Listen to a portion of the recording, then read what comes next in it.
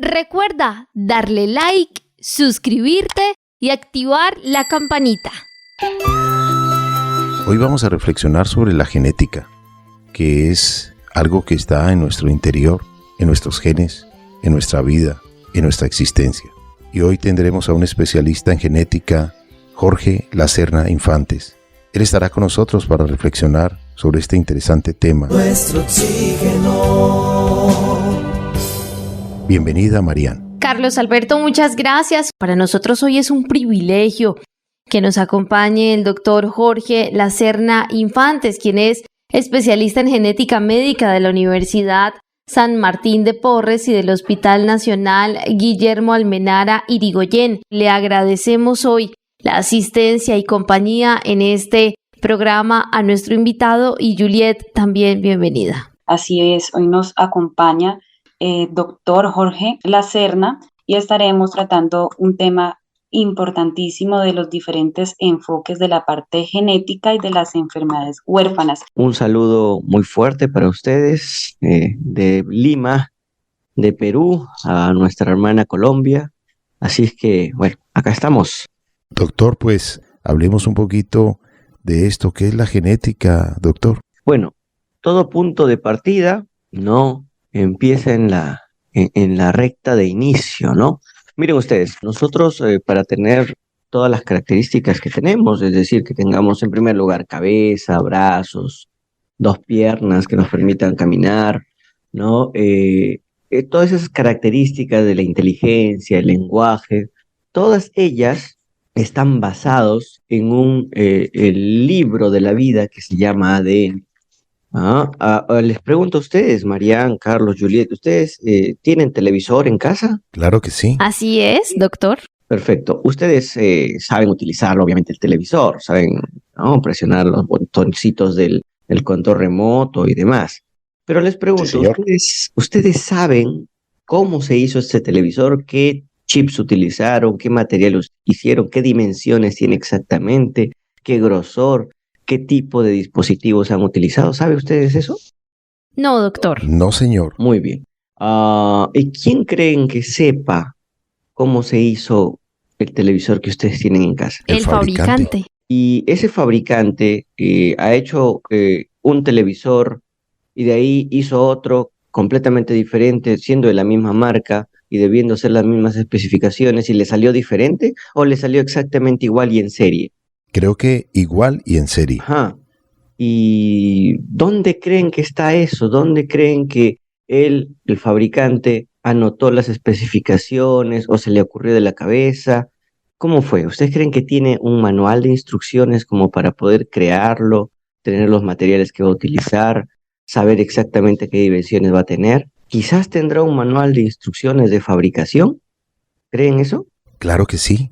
Si no podría hacerlo de la misma manera y hacerlo en serie y hacerlo con gran eficiencia. Perfecto. Entonces, ese manual de instrucciones que ellos tienen la fábrica, la marca debe tener un manual de instrucciones, debe tener un manual de cómo elaborar, qué productos utilizar, y todo eso debe ser un manual gigantesco para que en la siguiente serie le salga de la misma manera y así sucesivamente. Y si cambian el modelo, es otro manual de instrucciones, y si cambian el modelo, es otro manual de instrucciones. Muy bien. Ese manual de instrucciones donde están escritas todas las instrucciones, valga la redundancia, de cómo va a ser o cómo vamos a hacer, cómo vamos a funcionar y hasta de qué nos podemos enfermar, se llama ADN en nosotros, los seres humanos. Entonces, nuestro manual de instrucciones, nuestro libro de la vida, se llama ADN. Y así como tenemos libros, y en los libros a veces pueden haber errores, en vez de decir una palabra, ¿no?, se cambia la letra y aparece otra palabra. Por ejemplo, en vez de decir casa, vamos a poner cualquier palabra, ¿ya? En vez de decir casa con C, puede decir casa con K. Ya, ese cambio de una C por una K, ese cambio, esa variación, ¿no?, se le conoce como mutación, ¿no? Ahora se le llama variante, pero para que se entienda es mutación, ¿sí? Entonces, el cambio de una letra, el cambio de información que está en nuestro libro de la vida, en nuestro ADN, de lo que debería ser por otra cosa, eso se llama una mutación. Y a veces esa mutación como esta, mira, que es casa con C a casa con K, pues al final se entiende, ¿no? No pasa nada, o sea, yo puedo entenderlo, es un cambio, pero no ha sido muy trascendental. Pero ¿qué tal si cambio la palabra casa con C y le pongo, en vez de la C, le pongo la P, pasa? Oiga, cambió el significado. Yo cuando digo, escucho la palabra casa, me imagino una casita, y cuando escucho la palabra pasa, una pasita, ¿no? Una pasa.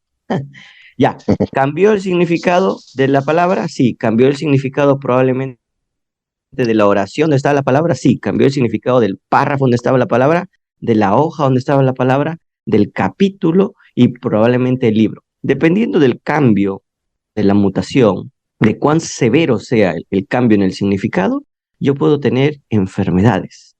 Entonces, hay enfermedades que están basadas en estos cambios chiquititos, una sola letra. ¿Saben cuántas letras tiene nuestro ADN? Tiene 3 billones, billones de letras. 3 billones de letras. Una sola letra que cambie en todos esos 3 billones de letras puede generar una enfermedad. Ajá, imagínense. Entonces, esa es la manera con la cual pueden aparecer las enfermedades genéticas. Ni qué decir si es que a veces yo saco una página, un capítulo del libro, ¿no? Y saco un montón de información o a veces puedo agregar información. ¿Ya? Entonces, ¿qué es esto? Una mutación. Puede ser una mutación puntual, chiquitita, o puede ser una mutación que cada vez puede ir creciendo y siendo más y más grande. ¿Ustedes han escuchado del síndrome Down? El síndrome Down, por ejemplo, es otra alteración genética en la cual yo tengo información de sobra. Me sobra todo un capítulo del libro, todo un cromosoma, el cromosoma 21. Es un capítulo gigantesco del libro, un montón de información, pero me sobra, ya. El que me sobra información tampoco es bueno, ¿no? No significa que voy a tener superpoderes, no, no, no. Significa que voy a tener problemas. Y en este caso, el síndrome Down es una enfermedad también genética, una condición genética en la cual voy a tener más información y eso me hace tener las características que yo tengo, por ejemplo, las características faciales, las características de la inteligencia, el corazoncito, la tiroides, etc. Entonces, en resumen, una enfermedad genética, una condición genética se basa en la alteración de los genes. ¿Qué son los genes? El origen. ¿Y qué es estos genes? ¿Están dónde? En el ADN. Y el ADN es nuestro libro de la vida, nuestro manual de instrucciones, en donde puede cambiar una letrita, como que puede cambiar un montón de información. Y eso me genera enfermedades o condiciones genéticas, unas de las cuales pueden ser las enfermedades raras o huérfanas. Doctor, la primer pregunta que uno de padre se hace es si mi esposa no es así y no tiene familia con enfermedades huérfanas, ni tampoco hay por parte de mi familia, porque el niño sí. O sea, ¿a qué se deben estas pequeñas variaciones? A ver, primero vamos definiendo lo siguiente. Una enfermedad genética es toda aquella enfermedad o conjunto de signos o síntomas, ¿no? Usualmente que pueden causar deterioro de alguna función en nuestro cuerpo, ¿sí? Que tiene como base un cambio en los genes. Eso se llama enfermedad genética, ¿ya? Entonces, toda enfermedad cuyo mecanismo es un cambio en los genes o en el ADN es una enfermedad genética. Ahora, otra cosa es una enfermedad hereditaria. Una enfermedad hereditaria usualmente es genética, sí, en la cual se va a heredar de generación en generación. Así como yo heredo una casa, puedo heredar una enfermedad. Ahora, esta enfermedad hereditaria muchas veces puede aparecer en la familia hace varias generaciones y se sigue transmitiendo a lo largo de las generaciones. Tiene un riesgo, una probabilidad de que vuelva a suceder. Pero a veces una enfermedad hereditaria puede empezar en algún punto, por ejemplo, en nuestra descendencia recién, en nuestro hijo. Oiga usted, doctor, pero mi esposa no tiene nada, yo no tengo nada y tengo un niño con una enfermedad hereditaria y genética. ¿Por qué? Apareció por primera vez en la generación de tu hijo por mecanismos de azar. ¿Cómo así, doctor?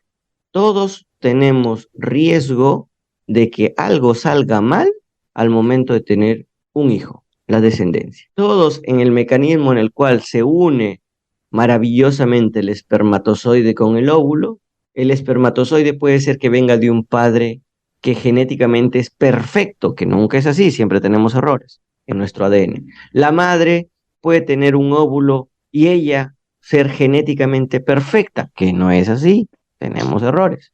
Pero suponiendo que el espermatozoide genéticamente sea perfecto y el óvulo genéticamente sea perfecto, justo al momento que se une el espermatozoide con el óvulo, puede ocurrir un error que el nuevo ser, que el nuevo ADN no puede corregirse y aparece una enfermedad genética y hereditaria al mismo tiempo sin que los papá o mamá lo puedan tener. Entonces, ¿cuál es el mecanismo por el cual se generan la gran mayoría de enfermedades genéticas en familias en las cuales a veces no ve nada de esto? El azar. El azar. El azar jamás se puede eliminar de la ecuación. Siempre está presente y tiene un riesgo de que pueda aparecer. Oiga, doctor, si lo puede cuantificar en cuál es el riesgo de que aparezca una enfermedad genética, menos del 1%, podríamos decir, pero no tenemos una cifra exacta. Entonces, la gran mayoría de enfermedades genéticas en familias en las cuales no hay antecedentes, aparece al azar. Y otras veces el papá y el mamá pueden tener mutaciones o variantes que son silenciosas, que en ellos no les causa nada, pero cuando se juntan, puede tener el mismo error papá, el mismo error mamá, sin saberlo y aparecer una condición. ¿Por qué? Porque cuando se junta el espermatozoide con el error que tiene el papá y el óvulo que tiene la mamá también con su error, se juntan, error con error, nadie te defiende y aparece una enfermedad. Y es por eso que muchas veces tenemos más frecuencia de aparición de este tipo de enfermedades en parejas que tienen algún grado de familiaridad, algún grado de consanguinidad. Primo con primo, tío con sobrino, ¿no? De segundo, tercer grado. ¿Por qué? Porque a veces tenemos errores de familia y obviamente donde hay más riesgo de que se junten los errores cuando nos casamos entre familia. Entonces, eso es otro de los mecanismos que puede suceder, ¿no?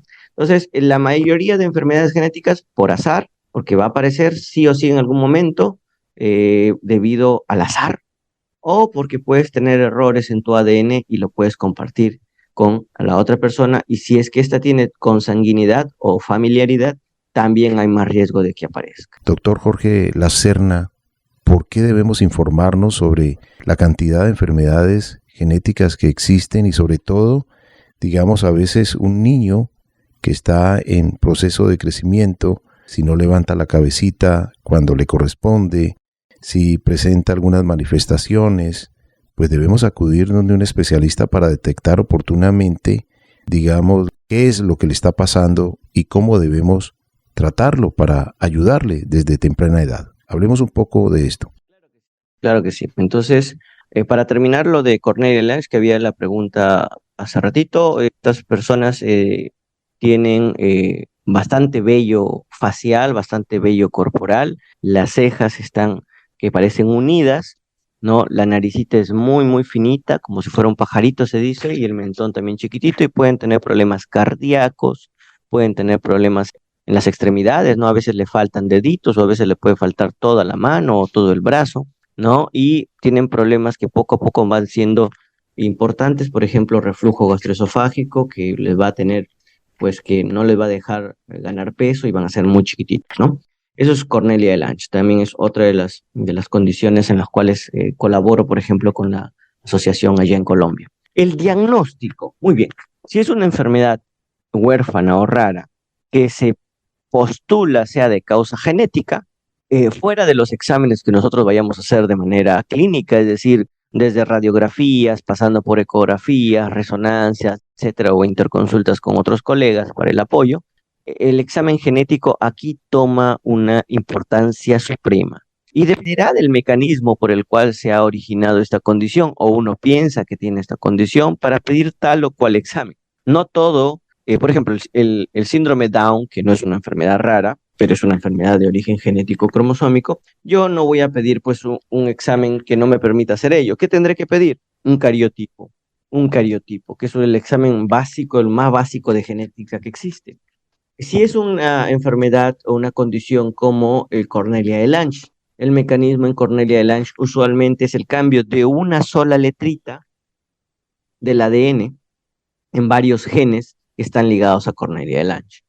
Una letrita, entonces, si yo quiero una letrita, ver y buscar que hayan cambios en una letrita de ese ADN, yo tengo que utilizar exámenes de secuenciación. ¿Qué son la secuenciación? Ver la secuencia de letras del ADN.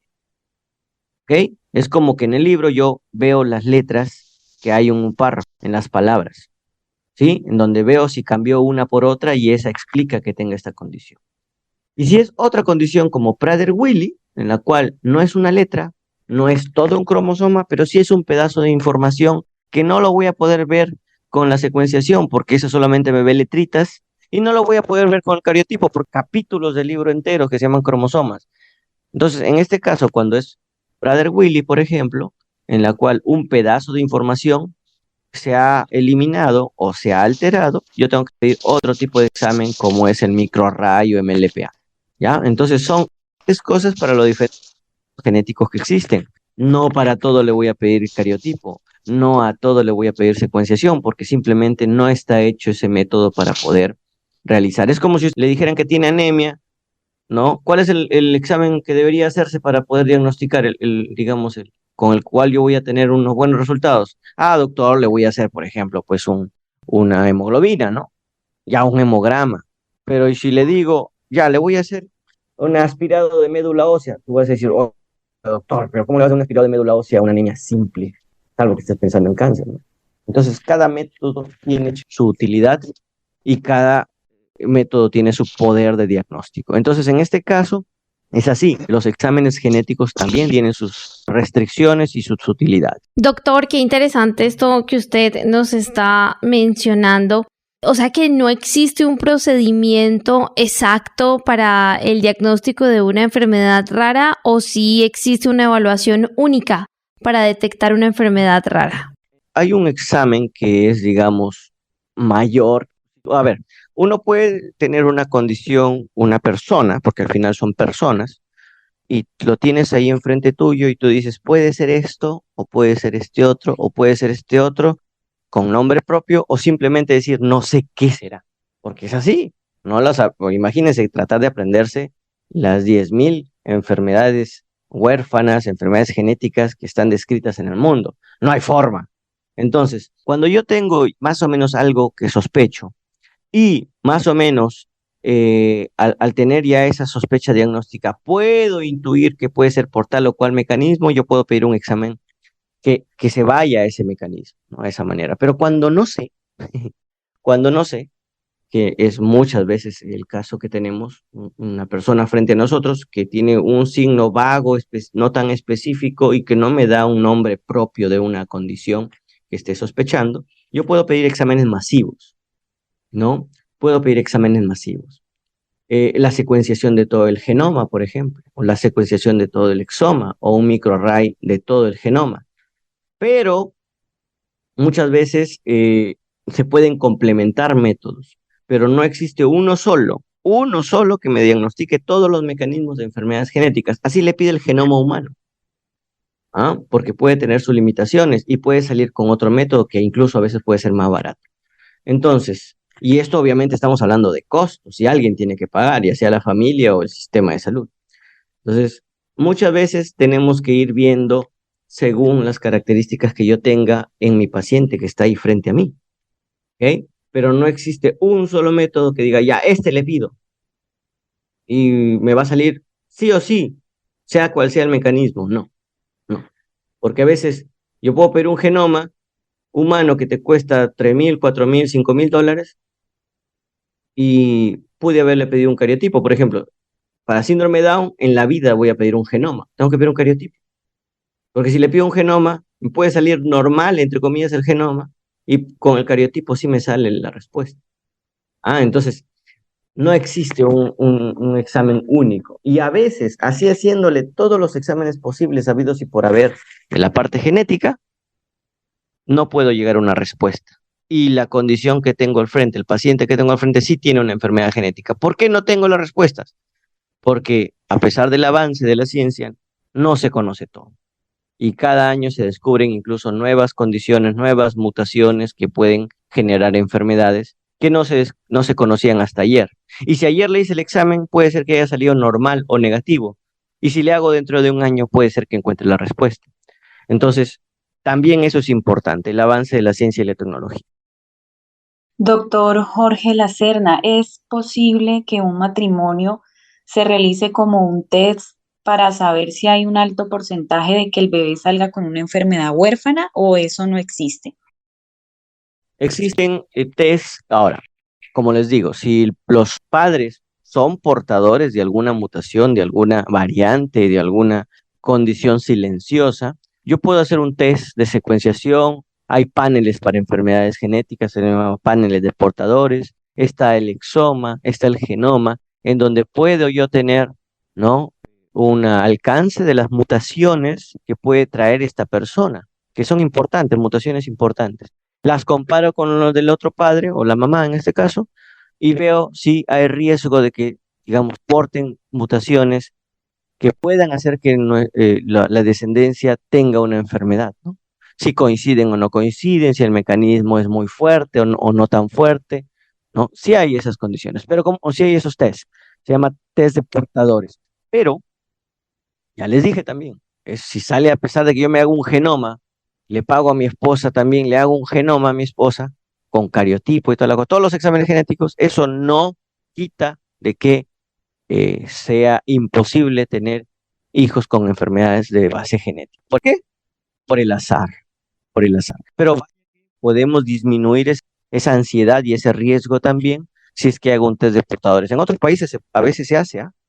¿No? Entonces, te vas a casar con alguien, aparte de hacerte tus exámenes generales, sobre todo en países o en sociedades donde hay una alta incidencia de enfermedades genéticas. Por ejemplo, los judíos Amish, en ciertas partes de Venezuela, donde tienen, por ejemplo, alta incidencia de enfermedades como Huntington, ¿no? Acá en Perú también a veces se hace eso, ¿no? O si tienes antecedentes en la familia, ¿no? Oiga, mi abuelo, mi tatarabuelo, mi tía tienen cáncer, por ejemplo. Cáncer puede ser cáncer de tipo hereditario, como el que tiene Angelina Jolie. Allá, igualito, ¿no? Se pueden hacer test de portadores, ¿ya? Entonces depende de varios factores. O simplemente de manera comercial, si me quiero hacer el examen, puedo hacer. El tema es el costo. ¿Quién lo paga? Doctor Jorge Lacerna, qué interesante esta información. La genética, pues es un tema que sorprende, que para muchos nos parece pues espectacular entrar a estudiar, definir, como por un capítulo de más, como usted lo mencionaba ahora, pues definitivamente todo cambia. ¿Cree usted, doctor Jorge Lacerna, que tenemos los sistemas de salud preparados para atender enfermedades de tipo genético, enfocándome especialmente en enfermedades huérfanas? ¿Cree que estamos preparados para eso? ¿O aún falta que cada día incluso más personas en este entorno de la medicina pues trabajen para conocer un poco más de este tema? Definitivamente no estamos preparados, es que nunca estamos preparados al 100% para todo. No esperábamos COVID y nos vino y nos agarró sin confesarnos, como dicen a veces. En el caso de las enfermedades raras o huérfanas, más aún, ¿no?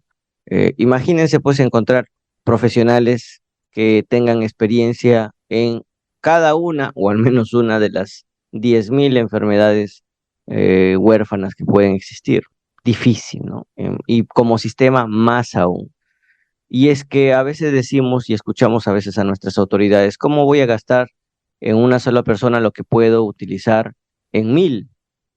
Y es que en parte tienen razón. Entonces, no es muy atractivo el estudiar, peor el tratar y el recuperar y prevenir estas condiciones. Y es que si ya tengo la condición, ya no puedo hacer mayor cosa más que tratar, pero sí podría hacer algo muy importante, prevenir, porque a veces esto lo tenemos en la familia, tenemos 2, 3, 4 hijos, 4 miembros de la familia, y en este tipo de condiciones, aquí sí se podría hacer la prevención, ¿no?, de manera definitiva. Entonces, no estamos preparados como sistema. Si bien es cierto, estamos haciendo esfuerzos para poder tener leyes, muchas veces por presión de los familiares o presión de muchas personas que pueden tener esta condición y llegan a ser representantes, por ejemplo, en el Congreso. Vaya que sí, se está haciendo esfuerzos. Pero a veces tenemos la ley, tenemos el reglamento y no tenemos presupuesto. paradójico, no hay plata.